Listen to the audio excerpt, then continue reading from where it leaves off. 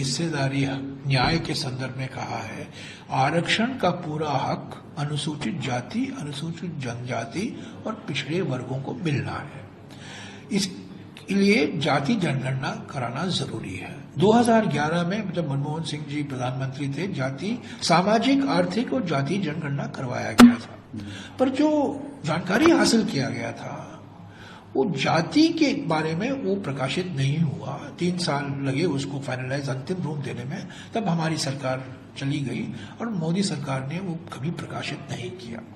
आज भी मोदी सरकार ने अपना पोजीशन स्पष्टीकरण नहीं दिया है कि क्या वो सामाजिक, आर्थिक और जनगणना के पक्ष में है कि नहीं।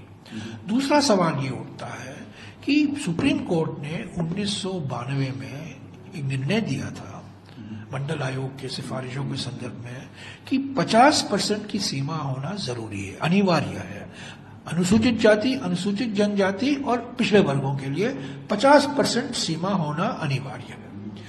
अभी अगर आप देखें कॉन्स्टिट्यूशन ऑफ इंडिया 9वीं सूची में सिर्फ तमिलनाडु का आरक्षण का कानून इसमें शामिल है।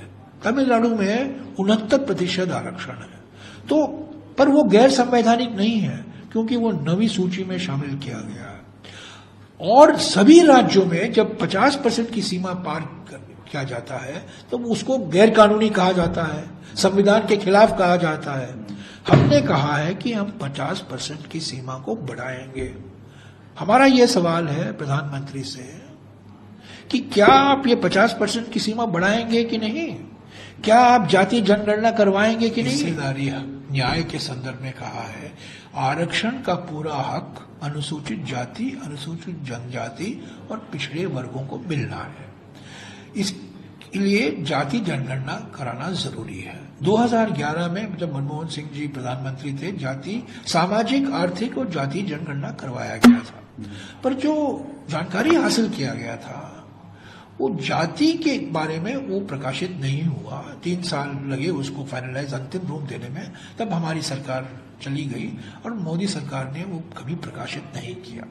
आज भी मोदी सरकार ने अपना पोजीशन स्पष्टीकरण नहीं दिया है कि क्या वो सामाजिक, आर्थिक और जनगणना के पक्ष में है कि नहीं। दूसरा सवाल ये उठता है कि सुप्रीम कोर्ट ने 1992 में एक निर्णय दिया था मंडल आयोग के सिफारिशों के संदर्भ में कि 50% की सीमा होना जरूरी है, अनिवार्य है।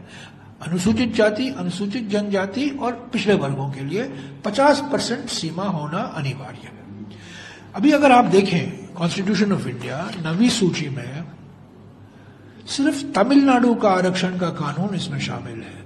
तमिलनाडु में 69% आरक्षण है, तो पर वो गैर संवैधानिक नहीं है क्योंकि वो 9वीं सूची में शामिल किया गया है। और सभी राज्यों में जब 50% की सीमा पार किया जाता है तो उसको गैर कानूनी कहा जाता है, संविधान के खिलाफ कहा जाता है।